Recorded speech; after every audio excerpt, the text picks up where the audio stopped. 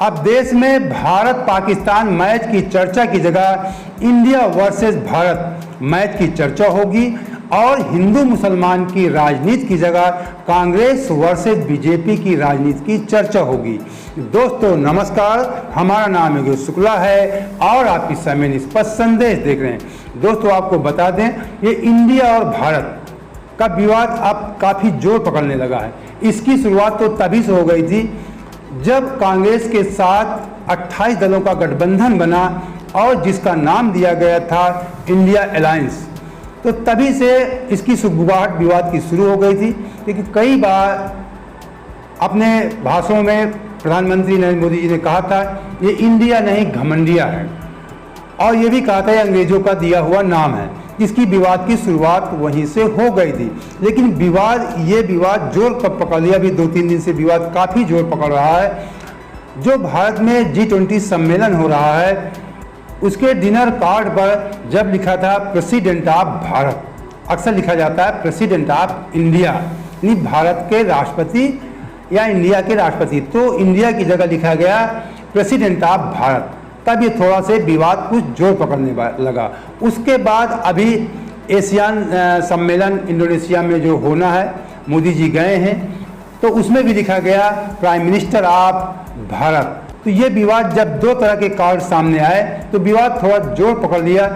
जो भारतीय जनता पार्टी ने लोकसभा का विशेष सत्र बुलाया है 18 से 22 सितंबर के बीच में 5 दिनों का, उसमें अभी कयास यही लगाए जा रहे थे कि वन नेशन वन इलेक्शन का प्रस्ताव यानी बिल पेश किया जाएगा, उस पर चर्चा होगी। लेकिन अब ये भी कयास लगाए जा रहे हैं कि भारत और इंडिया को लेकर भी बिल पेश हो सकता है और इंडिया नाम को खत्म भी किया जा सकता है। इसके पहले भी आपको बता दें, इंडिया विवाद काफ़ी जब देश आज़ादी के बाद जब संविधान बन रहा था तब भी ये काफ़ी जोर पकड़ा था।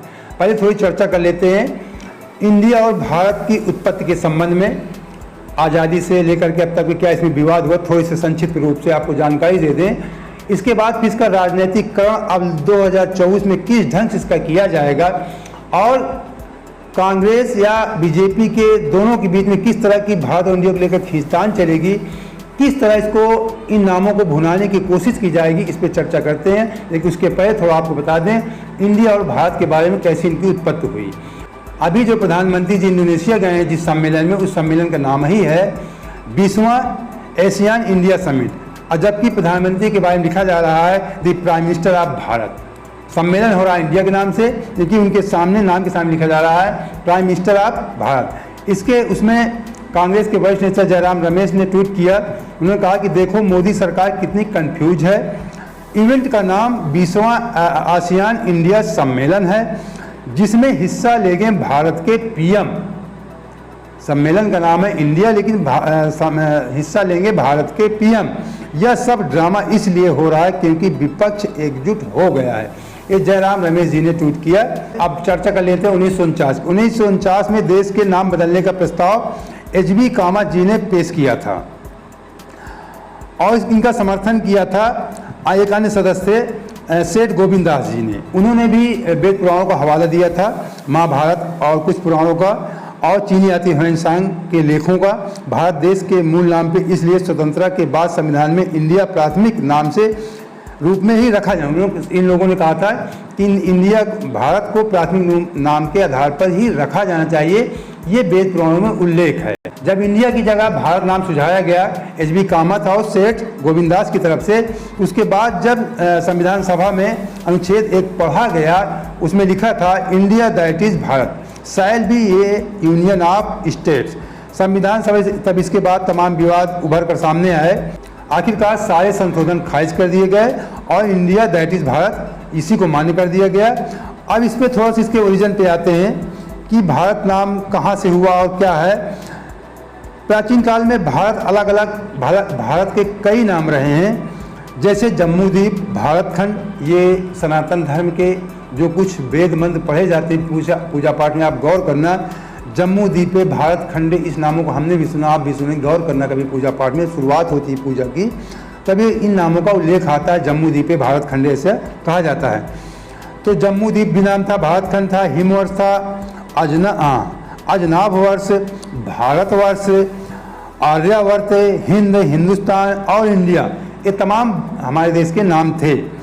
हालांकि मान्यताओं के आधार पर मानने पर भारत नाम के पीछे दुष्यंत के बेटे भरत का जिक्र आता है। ऋग्वेद की एक शाखा ऐतरेय ब्राह्मण में भी दुष्यंत के बेटे भरत के नाम पर ही भारत नामकरण का तर्क है, उसमें भी तर्क है ऋग्वेद में भी। इंडिया, सिंधु कहते हैं, सिंधु नदी को ग्रीक भाषा में इंडस नाम से जाना जाता है, जो हमारे देश की, जिसके सिंधु के आधार पर हिंदू धर्म भी नाम भी पड़ा, हिंदू सिंधु को लोग हिंदू कहने लगे थे।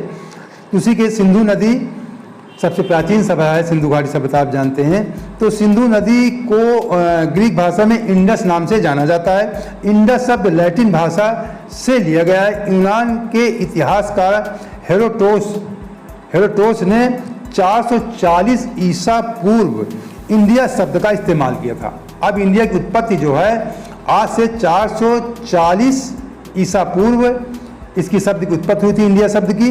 और इसको सबसे पहले कहा था यूनान के इतिहासकार हेरोडोटस ने कहा था। ये आप नोट कर लीजिए, इतिहास की बात है, जानना चाहिए, जनरलाइज की बात है जी के।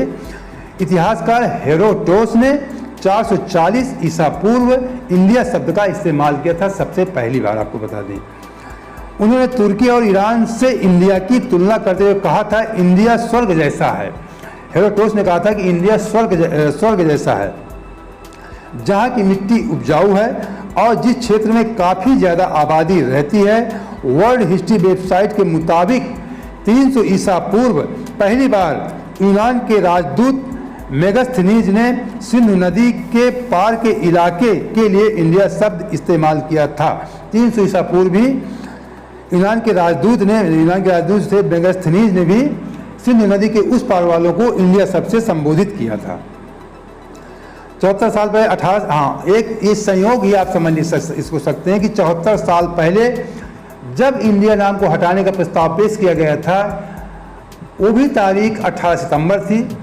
और इस बार भी 18 से 22 सितंबर के बीच में जो विशेष सत्र लोकसभा का बुलाया गया है संसद का, हो सकता है ये प्रस्ताव उसी दिन भी पेश किया जा सकता है। ऐसा हो सकता है, ऐसे कयास लगाए जा रहे हैं। 74 साल पहले जो घटना हुई थी वो घटना फिर जो 18 सितंबर 1949 को हुआ था, वो 18 सितंबर 1923 को वो घटना फिर से घटित हो सकती है संसद में। भारतीय संविधान के हिंदी अनुवाद में लिखा गया था, भारत अर्थात इंडिया राज्यों का संघ होगा। भारत अर्थात इंडिया राज्यों का संघ होगा, ये लिख दिया गया संविधान में। भारत शब्द का ओरिजिन थोड़ा और जान लेते हैं। पौराणिक काल में भारत नाम के कई रेफरेंस मिलते हैं, जैसे राजा दशरथ के बेटे राम के छोटे भाई भरत, नाट्यशास्त्र के रचयिता भरत मुनि, पूर्ववंश के राजा दुष्यंत और शकुंतला के बेटे भरत, जिनका जिक्र महाभारत में भी है। महाभारत में भारत को 16 सर्वश्रेष्ठ राजाओं में गिना गया है। ये तो हमने भारत और इंडिया की थोड़ी उत्पत्ति के बारे में आपको बताया। अब चर्चा कर लेते हैं इसके राजनीतिकरण का, किस तरीके अब भारत और इंडिया को लेकर किस ढंग की राजनीति होगी और 2024 में इसको लेकर किस ढंग से चुनाव लड़ा जाएगा। अब आपको बता दें कि राम मंदिर का मुद्दा भी फीका पड़ गया है और हिंदू मुसलमान की राजनीति से भी लोग अब ये शब्द उबाऊ हो चुके हैं, इसको लोग तरजीह नहीं दे रहे हैं। शमशान कब्रिस्तान की सब बातें पुरानी हो चुकी हैं, तो कुछ नया ट्रेंड आना चाहिए। तो वन नेशन वन इलेक्शन की चर्चा तो होगी ही होगी। एक चुनाव तो अलग मुद्दा हो गया, वो कोई राजनीतिकरण मुद्दा नहीं हो, तो एक सिस्टम व्यवस्था है, उसको बनाया जाएगा, उससे भी लाभ हो सकता है। राष्ट्रीय पार्टियों को मैंने वीडियो बनाया था कि इसमें विशेषकर क्षेत्रीय दलों को नुकसान होगा। वन नेशन वन इलेक्शन में जो राष्ट्रीय पार्टियाँ उनको फ़ायदा हो जाता है, 77% तक एक ही पार्टी को वोट चढ़ जाते हैं, बीजेपी और कांग्रेस को फ़ायदा हो सकता है। लेकिन जो मुद्दा चलेगा हिंदू मुसलमान या धर्म का मुद्दा, सनातन, ये सब बातें अब थोड़ी फीकी पड़ गई, लोग इस पर ज़्यादा तरजीह नहीं दे रहे इन बातों को। तो अब इंडिया और भारत की बात होगी। जो इंडिया का एलायंस बना है, वो इंडिया अलायंस ये साबित करना चाहता था कि पूरा इंडिया बीजेपी के खिलाफ हो गया है। हम इंडिया हैं, हम इंडिया वाले हैं, हम एक देशवासी हैं, देशभक्त हैं, हम लोग बीजेपी के खिलाफ संघर्ष कर रहे हैं, चुनाव लड़ रहे हैं। ये साबित करने का प्रयास किया जा रहा और किया जाता, 24 इलेक्शन में भी किया जाएगा। लेकिन अब इसके विपरीत भारतीय जनता पार्टी इसके विपरीत इससे बड़ा हथियार इस्तेमाल करने जा रही है।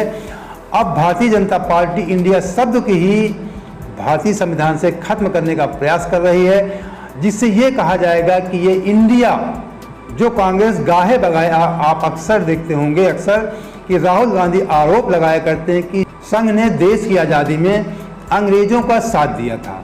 ये अक्सर राहुल गांधी बोला करते हैं, ये भी कहा करते हैं कि वीर सावरकर जी अंग्रेजों से स्टाइपेंड लेते थे, वो माफी वीर हैं। इस तरह के आरोप अक्सर राहुल गांधी जी वीर सावरकर पर और पर लगाते हैं और ये कहते हैं कि देशभक्त हम हैं। कांग्रेस पार्टी अपने देशभक्त कहती है, लेकिन भारतीय जनता पार्टी के लोग कहते हैं कि सबसे बड़े देशभक्त हम हैं। अब इंडिया और भारत से यही साबित किया जाएगा, भारतीय जनता पार्टी ये साबित करने का प्रयास करेगी कि ये इंडिया विदेशी नाम है।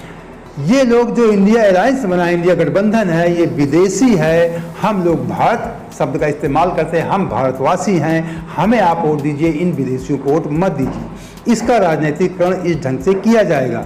बताया ना कि हिंदू मुसलमान धर्म, सनातन और राम मंदिर सब ये मामले फीके पड़ गए हैं। तो अब इसमें ये भी दिखाया जाएगा कि हम सबसे बड़े देशभक्त हैं, हम भारत हैं। अब इंडिया वर्सेस भारत की लड़ाई होगी। कांग्रेस विशेषकर मैं आपको बता दूं, क्षेत्रीय दलों का तो सब सहयोग कर ही रहे हैं, सबका अस्तित्व है, लेकिन विशेष जो मुद्दा इस बार 2024 इलेक्शन होगा वो कांग्रेस वर्सेस बीजेपी होगा और इंडिया वर्सेस भारत होगा। आपको बता दें तो इंडिया के खिलाफ बीजेपी पुरजोर प्रचार करेगी कि ये विदेशी लोग हैं, ये विदेशी कल्चर को अपनाते हैं, हम सनातन धर्म को अपनाते हैं, हम जो सनातन नाम है उसको अपनाते हैं, हम भारतवर्ष कहते हैं, हम भारत कहते हैं। अपने आप को देशभक्त घोषित किया जाएगा और इनको विदेशियों का समर्थन और देशद्रोही घोषित करने का प्रयास किया जाएगा इंडिया वालों का। तो इसका ज़बरदस्त 2024 के चुनाव में इस्तेमाल होने वाला है। मैंने शुरू में कहा था कि अब भारत पाकिस्तान मैच की चर्चा नहीं होगी, अब चर्चा होगी, और ना हिंदू मुसलमान की चर्चा होगी, अब चर्चा होगी 2024 के इलेक्शन में इंडिया वर्सेस भारत। मतलब अभी तक पाकिस्तान का भी सहारा लिया जाता था चुनाव में, हिंदू मुसलमान का सहारा लिया जाता था, लेकिन इस बार ज़बरदस्त ढंग से 2024 में इंडिया वर्सेस भारत ही छाया रहेगा और कांग्रेस वर्सेस बीजेपी भी चलेगा। क्योंकि पिछले इलेक्शन में उतना इलेक्शन जो 2014 और 19 का इलेक्शन हुआ वो इतने ज़्यादा उसमें कांग्रेस कहीं ना कहीं कमज़ोर दिख रही थी, लेकिन उसमें राहुल गांधी मोदी जी को इतना टक्कर नहीं दे पा रहे थे। लेकिन इस बार राहुल गांधी ने अपने आप को, आपको बता दें, स्थापित कर लिया है। एक ईमानदार नेता के रूप में देश में छवि बनाई है, गरीबों के मसीहा के रूप में धीरे धीरे उभर रहे हो।